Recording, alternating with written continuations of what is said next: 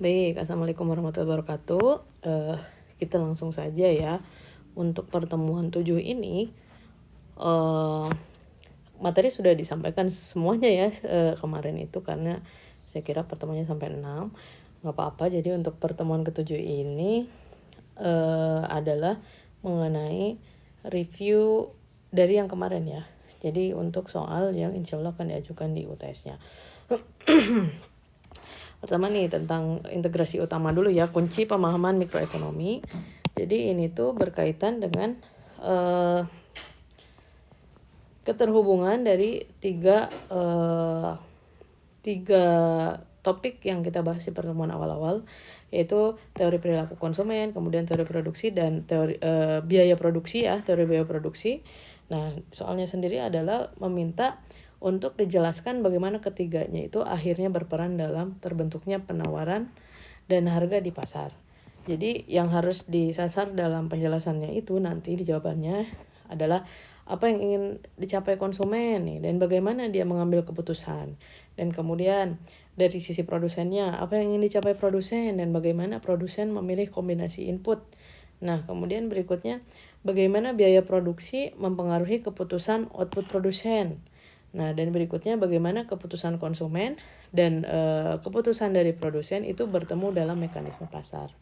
Jadi silakan dibuat pernyataan yang baik, yang bagus gitu, yang bisa menggambarkan integrasi dari ketiga faktor ini ya, ketiga topik ini gitu, mengenai teori perilaku konsumen, teori produksi, dan juga teori biaya produksi. Untuk membantu Anda merumuskan jawabannya, itu tinggal dilihat aja materi yang pertemuan keempat. Nah, berikutnya yang akan diajukan itu adalah mengenai soal hitungan yang berkaitan dengan perilaku konsumen dengan pendekatan kardinal dan ordinal. Nah, ini kardinalnya dulu, dengan soal yang kemarin juga sudah dijelaskan ya, disampaikan, tapi kemarin itu ada kekeliruan tidak sinkronnya antara tabel dan juga kurva. Nah, ini diperbaiki, sudah direvisi ya. Nah, soalnya itu adalah seorang konsumen mengkonsumsi roti dengan data total utility berikut. Ini kuantitinya 1, 2, 3, 4, 5, 6, 7. Dan kemudian total utility-nya berapa. Jadi hanya ada data ini. Untuk kemudian ada soalnya, hitung marginal utility-nya untuk setiap tambahan konsumsi. Kemudian gambarkan kurva TU dan MU pada grafik yang sama. Kemudian tentukan pada konsumsi keberapa konsumen mencapai kepuasan maksimum dan jelaskan alasannya. Nah, untuk rumusnya sendiri, ini kan ditanya dulu yang A-nya dulu ya. Kita mencari marginal utility-nya. Untuk mencari marginal utility, rumusnya adalah ini. Ataupun tidak melihat rumus, sebetulnya gampang banget, cuman tinggal pengurangan yang TU yang kedua dikurangi TU yang sebelumnya.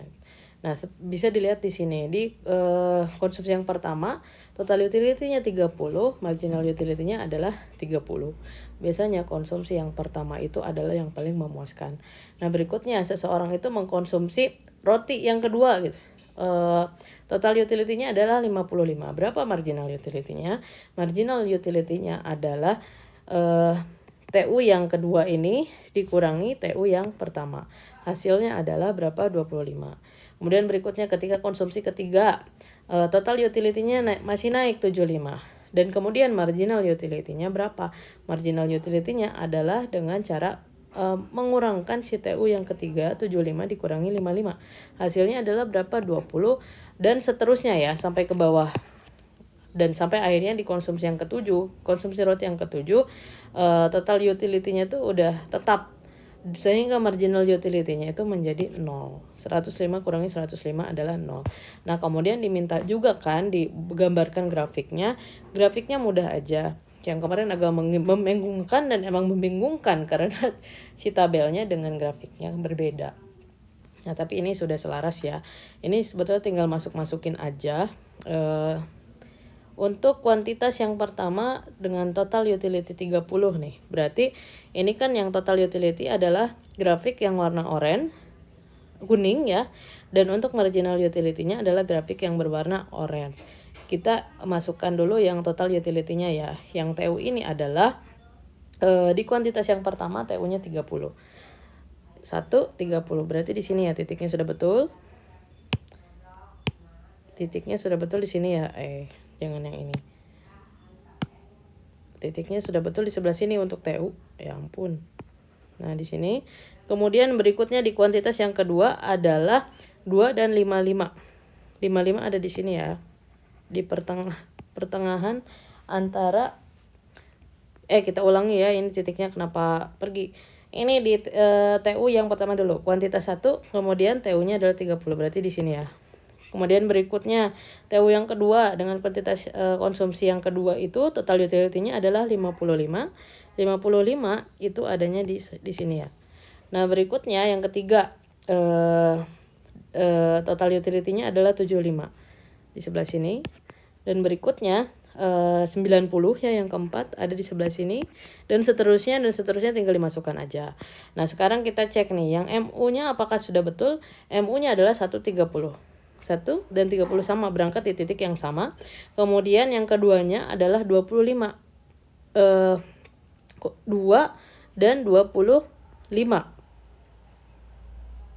Betul di sebelah sini ya, 2 dan 25. Nah, kemudian berikutnya di konsumsi kuantitas yang ketiga jadi 20 sebelah sini, dan kuantitas yang keempat itu di 15 di sebelah sini, dan seterusnya sampai menurun. Karena marginal utility itu pasti akan menurun ya, terutama untuk produk-produk yang berkaitan dengan makanan tuh pasti menurun, karena kapasitas perut manusia itu nggak ada yang terus-terusan bisa makan gitu.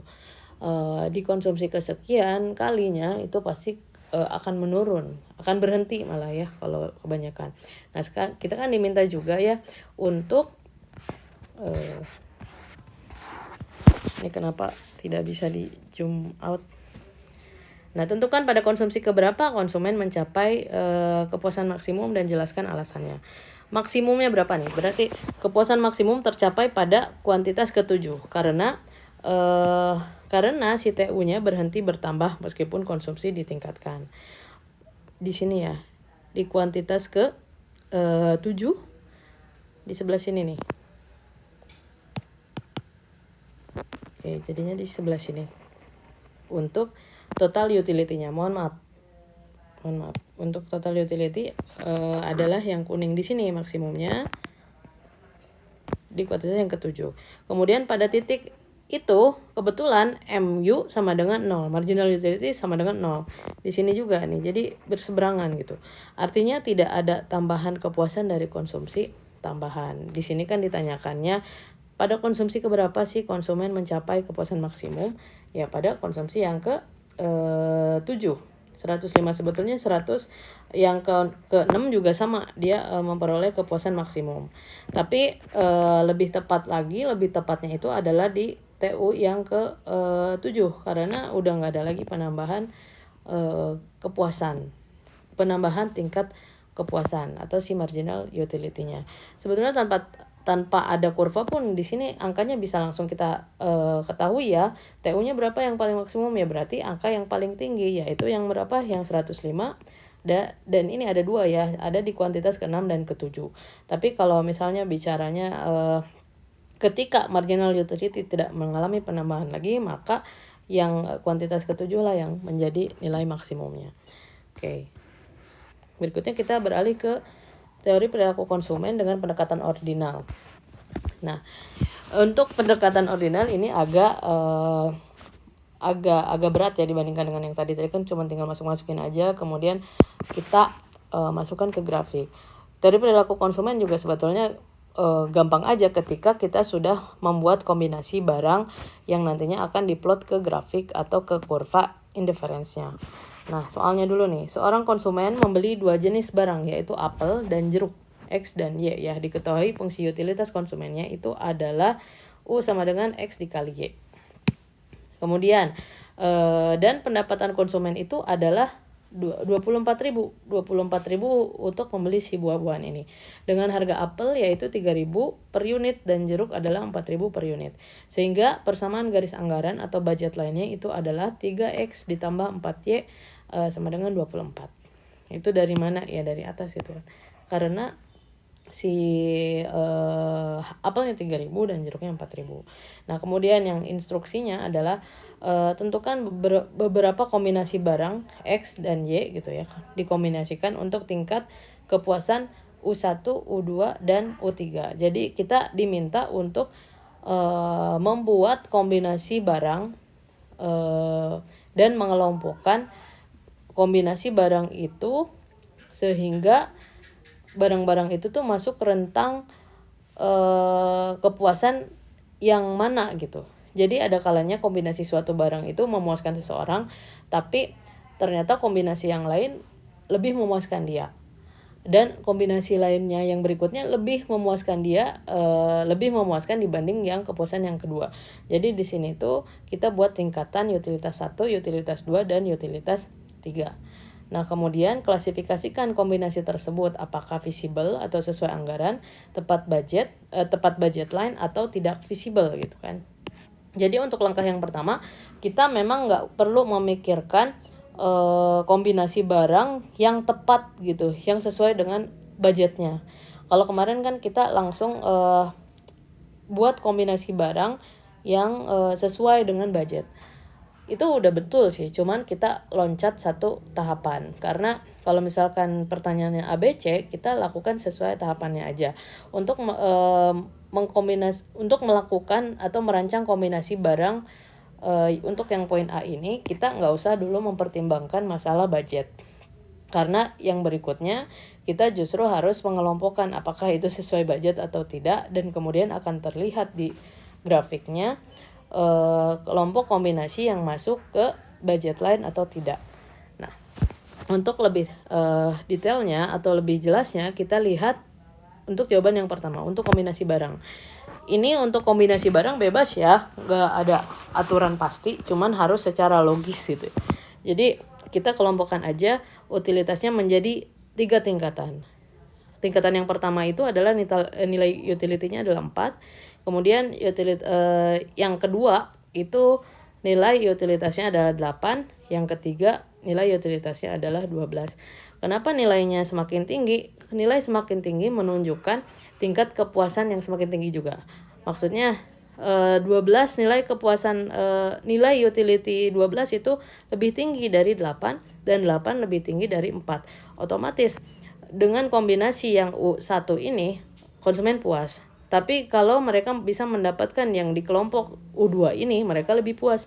Apalagi kalau mereka bisa mendapatkan kombinasi barang di kelompok yang U3 ini, mereka akan lebih puas lagi.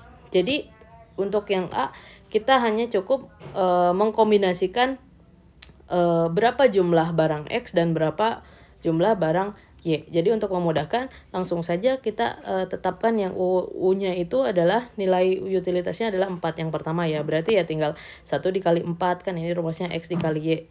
1 kali 4 hasilnya 4. Kemudian 2 dikali 2, 4. 4 dikali 1, 4. Nah, 4 apelnya, kemudian jeruknya 1. Ini kan beda ya yang A dengan C. Kalau yang A mah apelnya 1, jeruknya 4. Tapi kalau yang C, apelnya 4, jeruknya 1. Walaupun angkanya sama, nilainya sama, tapi kombinasinya berbeda. Nah, kemudian kelompok berikutnya nih, yang bisa membuat si konsumen ini lebih puas. Kalau kemarin mah Dita ya, cuman ini nggak disebutkan Ditanya, tapi kasusnya sama. Nah, di utilitas yang kedua ini ternyata lebih tinggi dari yang U pertama, karena nilai U-nya itu adalah 8. Total U-nya adalah 8. Sehingga kita dapatkan formulasi untuk mencapai 8 ini adalah di keranjang belanja yang D gitu ya. Di kelompok yang D itu adalah 2 dikali 4 hasilnya 8. Kemudian untuk yang E 4 dikali 2 8 dan 2 ya. Untuk yang U2 cukup 2 aja. Kemudian U3-nya nih. U3 lebih tinggi dari 8 ya. Sehingga formulasinya adalah untuk mendapatkan 12 ini adalah 4 dikali 3, apelnya 4, jeruknya 3. Kemudian kombinasi yang G itu adalah apelnya 6, jeruknya 2. Dan kombinasi yang H, apelnya 2 dan jeruknya 6. Totalnya semua kalau dikalikan adalah 12. Nah, jadi setelah dikelompokkan, A, B, C ini adalah masuk ke dalam kelompok yang visible gitu, sesuai anggaran.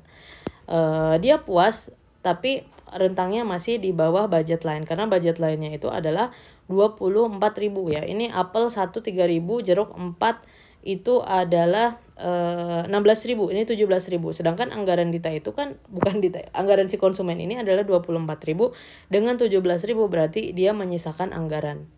Nah, dia puas-puas gitu, tapi makanya ditawarkan kombinasi berikutnya yang nilai U-nya tuh lebih tinggi di sini ya.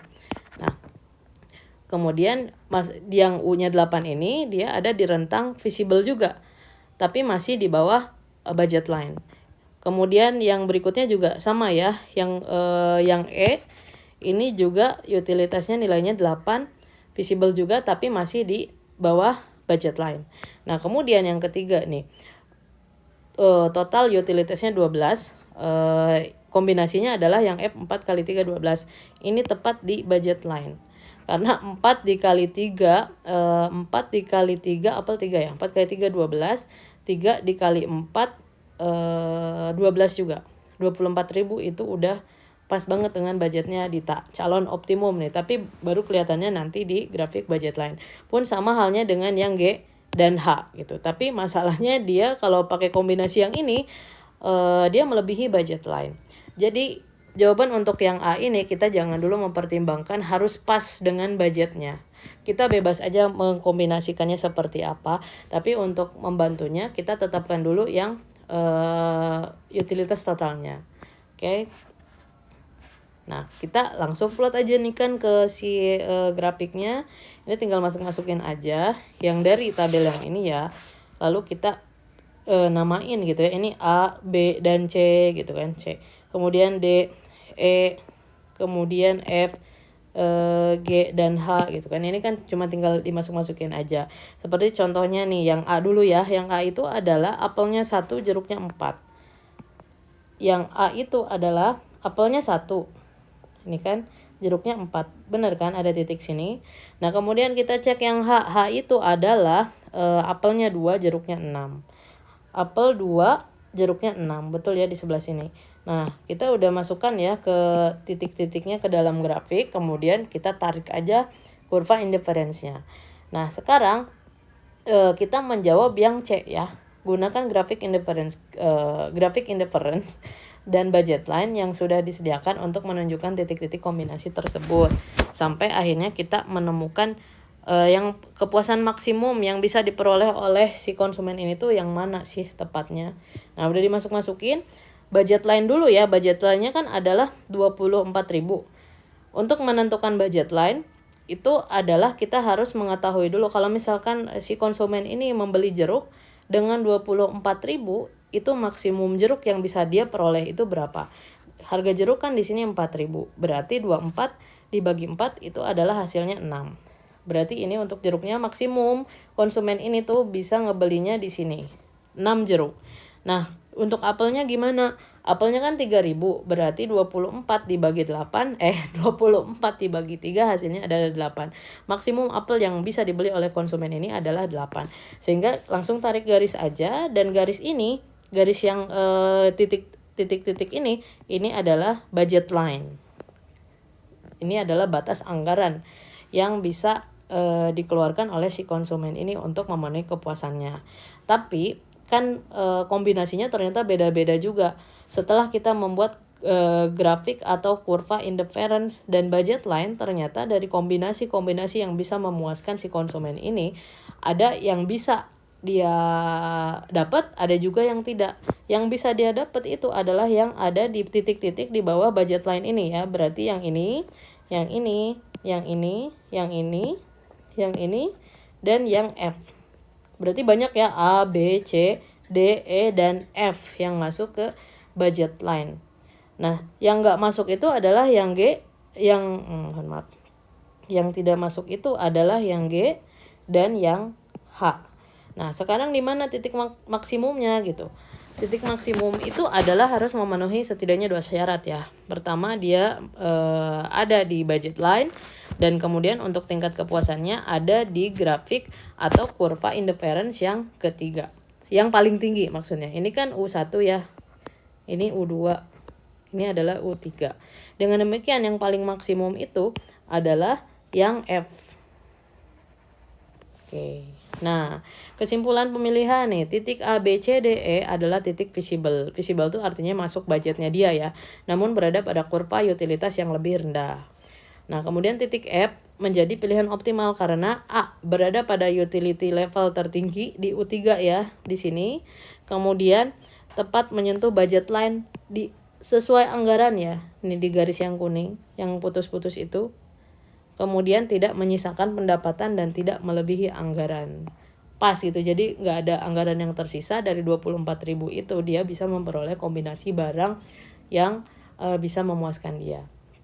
Nah, dengan yang kemarin kok beda kok beda ininya ya, kurva indiferensinya ya beda karena kita mendapatkan kombinasi yang berbeda-beda. Tapi kalau misalkan kita buatkan yang versi kemarin, tetap aja kita akan menemukan kombinasi yang mana yang mana yang paling bisa menjawab pertanyaan ini. Jadi kuncinya adalah Anda harus membuat dulu kombinasi barang. Kombinasi barangnya bebas aja, jangan dulu memikirkan apakah itu masuk anggaran ataupun tidak. Yang jelas kombinasinya itu harus logis dan nggak usah mikirin itu masuk anggaran atau enggak, karena nanti akan menjadi jawaban untuk yang B. Nah, ini adalah jawaban untuk yang B ya. Apakah dengan kombinasi ini visible ataukah tidak visible? Dan itu kita ketahui setelah membuat kombinasi, lalu kita hitung gitu. 1 dan 4 nih apelnya berapa, kemudian jeruknya berapa, total uangnya kita tambahin. Nah, seperti itu ya. Nah, kemudian untuk soal yang ketiga ini mah gampang ya, kayaknya nggak usah dijelaskan. Rumusnya sudah ada gitu kan. Kemudian ini soalnya rumusnya sudah ada, tinggal dimasukkan aja ke dalam tabel ini untuk menjawab yang A, yang B, dan kemudian yang C-nya dibuatkan grafik. Grafik ini adalah kita dapat dari sini ya. Grafik ini dapatnya dari sini, jadi tinggal dimasukin aja dan tinggal dijawab aja pertanyaan yang C. Nah, untuk pertemuan sekarang, ini adalah soal untuk yang kurva ya. Silakan pelajari aja, lihat di slide atau materi yang membahas tentang struktur pasar. Instruksinya cuman ini aja. Identifikasi setiap kurva berdasarkan struktur pasarnya, cuman dikasih nama, kemudian identifikasi ini apa sih, kenapa Anda bisa menamai suatu kurva itu adalah kurva pasar persaingan monopolistik dan lain-lain, itu tinggal Anda jawab aja. Nah, kemudian di pertemuan kali ini ada latihan soal yang harus Anda kerjakan gitu ya. Mirip banget dengan model soal yang di atas yang dijadikan contoh. Soal tentang perilaku konsumen, soal tentang teori perilaku konsumen juga. Kalau ini kardinal, yang ini ordinal, dan berikutnya adalah teori biaya produksi. Silahkan dikerjakan ya. Untuk pengumpulannya maksimal itu di hari pada azan. Untuk pengumpulan tugasnya nanti diinfokan di WhatsApp grupnya aja ya. Terima kasih.